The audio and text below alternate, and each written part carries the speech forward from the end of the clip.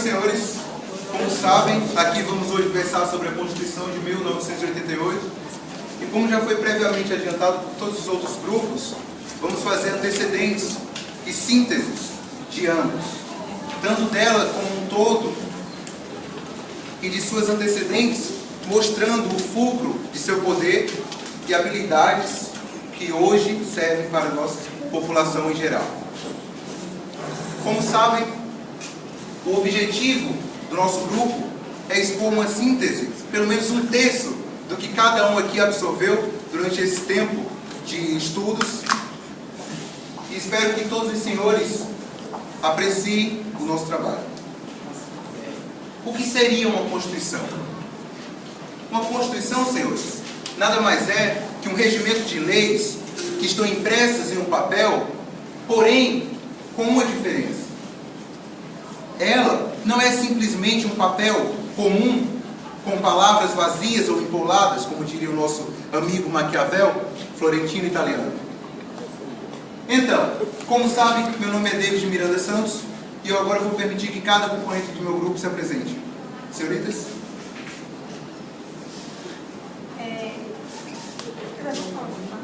Só o seu nome. Elaine. Boa noite, Max. Boa noite, Adriana. Marília. Laís. Todo mundo já previamente apresentado. Vamos ao que nos é de melhor entender. O que seria uma Constituição já foi definido, senhores.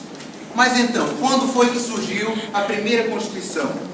Historiadores afirmam que foi no século XIII, mas ao certo em 1215, quando o rei inglês se reuniu com a nobreza e ali, em uma constituinte, abdicou de parte de seus poderes, sendo assim o primeiro resquício de Carta Magna.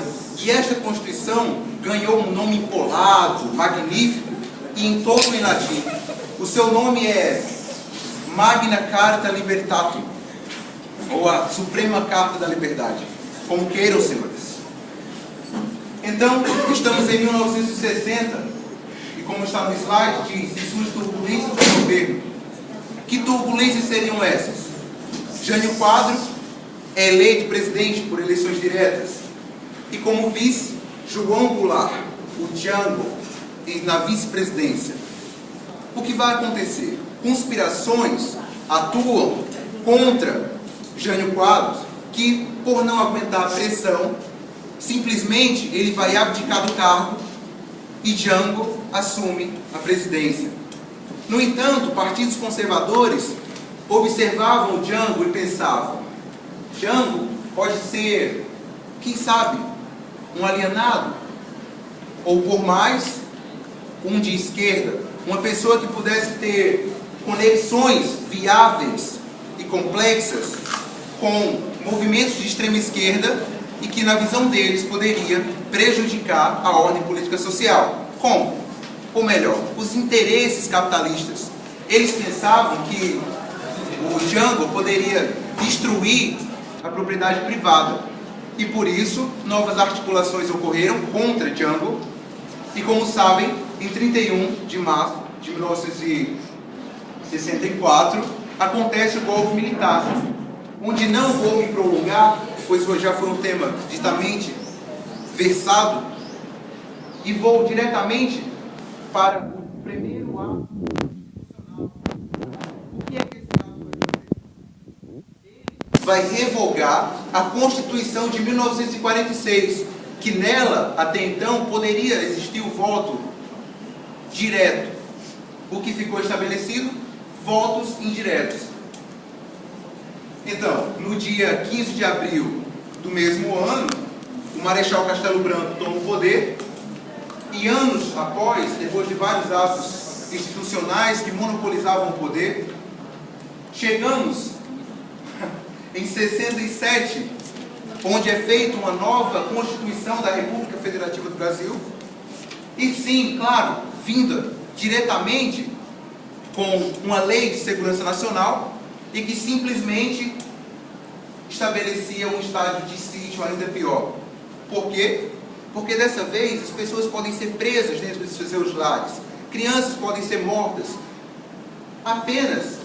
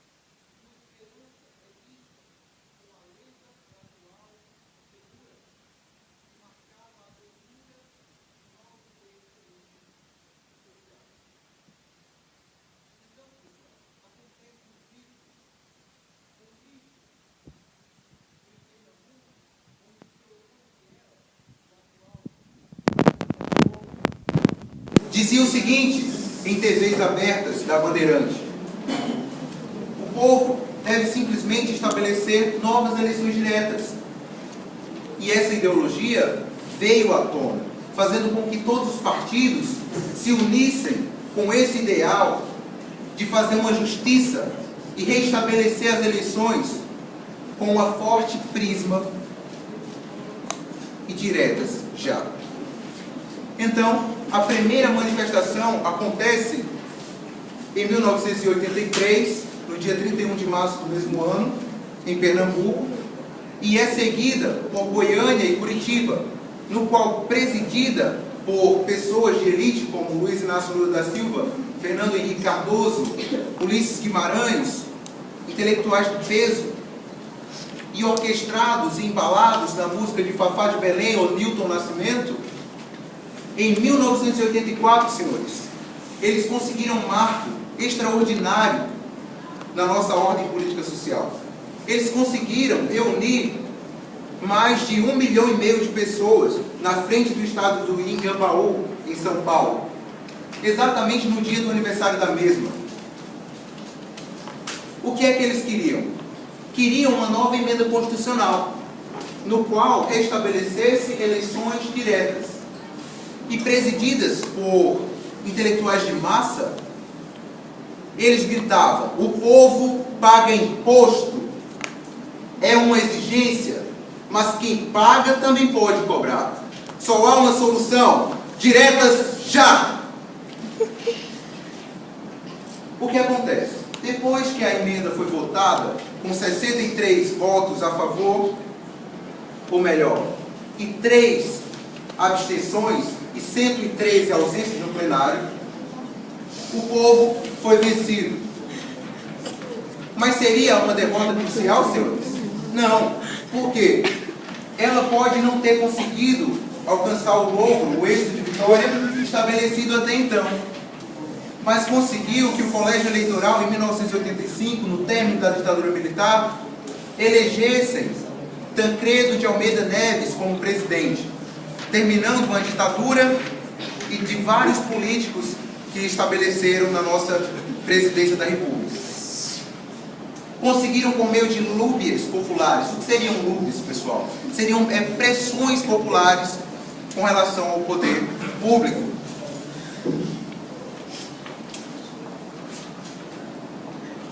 Constituinte de 1987. Então, senhores, o que acontece quando Tancredo Neves assume? Assume, pessoal. Eles assumiram? Eles não assumiram, pessoal, porque ele morreu antes de assumir o cargo. Então, o seu vice-presidente, José Sarney, assumiu em 1986, para ser ao certo. Então, José Sarney convoca uma nova Assembleia Nacional Constituinte iniciada no dia 1º de fevereiro de 87 e que se estende 20 meses após, até o dia 5 de outubro, que vai ser promulgada a nossa atual Constituição da República Federativa do Brasil, que foi presidida, essa Constituinte, por Ulisses Guimarães, que ficou incumbido dessa responsabilidade por meio de José Sarney, atual presidente da época. A Constituição, senhores, inicia da seguinte forma: nós, representantes do povo brasileiro, reunidos em Assembleia Nacional Constituinte, para instituirmos um Estado democrático, assegurando os direitos sociais individuais, a liberdade, a igualdade e a justiça, como princípios supremos de uma sociedade fraterna, pluralista e sem preconceitos, fundada em harmonia social e comprometida com a ordem interna e internacional e com a solução, senhores, doutores, pacífica das controvérsias, a seguinte Constituição da República Federativa do Brasil. Ela inicia com seus direitos, título 1º e 2º, no qual versa sobre os princípios fundamentais e os direitos a garantias fundamentais. Em seu artigo 1º, ela vai dizer o seguinte, que são princípios fundamentais a dignidade, a igualdade, a cidadania, a soberania e o direito de atuar conforme sua vida e seus princípios morais. Tudo isso, senhores, com outras palavras, claro, lá é complexo, é empolado, mas aqui vamos simplificar para vocês. Sim? Chegamos em seu artigo 2º, no qual versa sobre a seguinte característica, vai dizer o seguinte: o poder executivo, legislativo e judiciário são independentes e harmônicos entre si. Concordam, senhores? Pelo menos não é igual a décadas passadas, no qual existia a monopolização do poder e a injustiça prevalecia nos cosmos da nossa sociedade brasileira. No seu artigo 3º, vai dizer que são objetivos fundamentais. O que, senhores? A igualdade, o desenvolvimento. Com outras palavras, o amor social. É o que define bem o artigo 3º, quando fala sobre os objetivos da República. Fazer o desenvolvimento nacional. E é quando chegamos no seu título 2º, intitulado como Direitos e Garantias Fundamentais. O que versa estes princípios? Começa com o seu artigo 5º, onde diz: todos, sem exceções, são iguais perante a lei. Em seu artigo 5º, dá a liberdade aos senhores pensarem, fazer suas produções intelectuais, a não violabilidade de suas vidas, ou seja, garante a vida dos senhores, concede aos senhores atos que em nenhuma das outras constituições lhe eram assegurados. Que o que seriam a liberdade, a igualdade, a justiça, embasados principalmente em constituições anteriores, que foram as retratadas e tidas como modernas e clássicas, como a Constituição da França e, ademais, ou anteriormente, a da Inglaterra. Então, senhores, em seus direitos sociais, o ser humano, ou melhor, o brasileiro, como exceção, vai adquirir o direito à moradia, o direito à saúde, à segurança, à educação, tudo apresentados em forma de utopia. Sim, senhores? Quem sabe? Quantos legisladores e operadores do direito já não pensaram com relação a esse tema? Então essa temática talvez deva ser apresentada daqui a alguns outros minutos. Chegamos nos direitos sociais, e é quando sabemos que a liberdade e igualdade dos trabalhadores rurais e urbanos vão simplesmente como diz a Constituição, serem iguais, tendo direitos, se for uma mulher, a liberdade, ou melhor, licença maternidade estendida a 120 dias, a carga horária reduzida em 44 horas semanais e 8 horas diárias, também garantindo a previdência social e a aposentadoria para as pessoas que já não podem mais exercer suas funções sociais corretamente ou com o vulgo e a firmeza de outrora. Nacionalidade. A nacionalidade simplesmente, e nada mais é, que dizer que só serão brasileiros aqueles nascidos dentro da República Federativa do Brasil, ou seja, os natos. Com relação a direitos políticos, sabemos que nessa as pessoas analfabetas podem simplesmente votar, o que não era permitido em demais constituições anteriores, chegando a partidos políticos, onde é assegurado a eles o direito de fusionar, separar, extinguir, dividir ou criar novos partidos políticos. E assim, senhores, eu encerro a parte da minha apresentação e agora passo aos meus companheiros que prossigam este vernáculo intuito e correto. Senhores?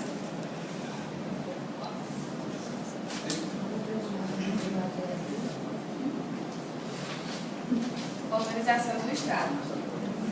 É um termo referente a um conjunto de dispositivos contidos na Constituição Brasileira de 1988, destinadas a determinar a organização político-administrativa, ou seja, das atribuições de cada ente da Federação, exemplo, União, Estados, Distrito Federal e municípios. Além disso, tratam das situações excepcionais de intervenção nos entes federativos.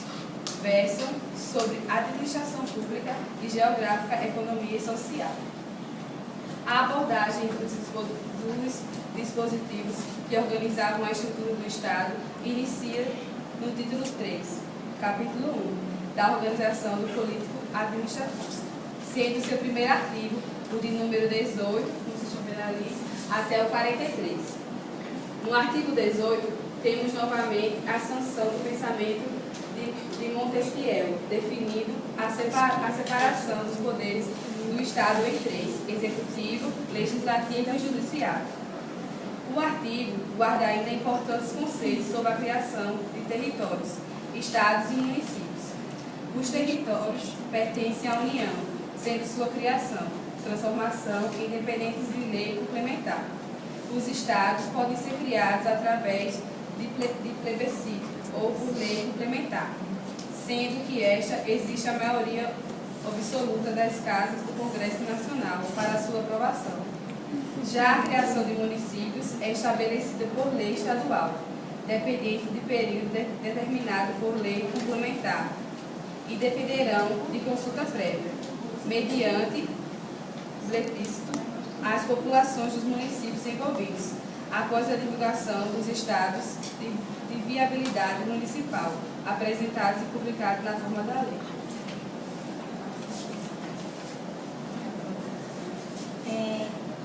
Na Constituição de 88, nos traz muitos direitos e muitas mudanças que hoje todos somos beneficiados. E assim, a minha parte do trabalho é sobre a organização dos poderes, do legislativo, executivo, judiciário, e através desses poderes, eu vou falar um pouco de cada um. No poder legislativo, compõe o Congresso Nacional, a Câmara dos Deputados e Senado, que são eleitos pelo povo, são os nossos representantes lá no Congresso. E no poder executivo, presidente, vice, e que também o presidente tem também a sua voz nas leis, através de auxílio dos ministros. O judiciário, que eu o Supremo, junto com os juízes federais, e assim, através deles, a Constituição nos dá vários direitos. Embora a gente saiba que muitos ainda, nós não somos um país totalmente democrático, ela nos traz muitas coisas que às vezes na teoria, mas devido à desigualdade social, não nos torna democráticos. Mas através dela, a gente tem o poder de cobrar aos nossos representantes. Então, ela nos dá o direito de cobrar do povo escolher, embora não seja o voto, faça com que o país tenha se tornado totalmente democrático, porque as pessoas têm o direito de votar, mas através desse direito, elas têm de cobrar as suas atribuições que não estão sendo, que as pessoas que nós não conseguimos ter, que estão expressas na Constituição. Então, assim, o povo, a união do povo, a união do povo na busca pela democracia, é o que resulta na igualdade e na total eficiência da Constituição de 88. Então, vou falar da defesa do Estado e da instituição democrática. Sabemos que a Constituição é a norma suprema, que requer uma adequação de todo ordenamento e uma infraestrutura como normas constitucionais. A Constituição passa, então, a estabelecer medidas excepcionais do Estado e de suas instituições, e isto denomina os direitos constitucionais de uma crise de legalidade especiais. A palavra-chave da defesa do Estado é instituição democrática, Estado de Direito, Forças Armadas e Segurança Pública. Bom, diferente do que todos falaram, para concluir, eu vou falar da importância que foi a Constituição. Salve, mas não é a conclusão. A Constituição Federativa da República do Brasil, ela foi promulgada dia 5 de outubro. Ela é a lei fundamental e suprema do nosso país. Ela também serviu de parâmetro de validade às demais espécies normativas. Ela hoje situa-se no topo do ordenamento jurídico e ela é a 7ª Constituição do Brasil. E a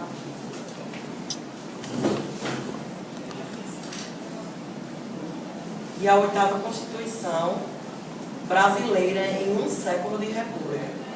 Ela também é a Carta Magna da República Federativa e ela foi elaborada em um espaço de 20 meses por 558 constituintes, dentre eles deputados, senadores, e ela teve um apelido imediato de Constituição Cidadã, por ser a mais completa. A nossa Constituição de 1988 ela é composta por 9 títulos, 250 artigos. Passados 26 anos dessa redemocracia, eu faço uma pergunta. A jovem democracia que arrastou constitui de fato um Estado democrático de direito? Por um lado, os direitos políticos foram reconquistados, mas, por outro lado, como pensávamos, do lado social, eu acredito que não. Essa indagação é a todos, pessoal? Seria a Constituição de 1988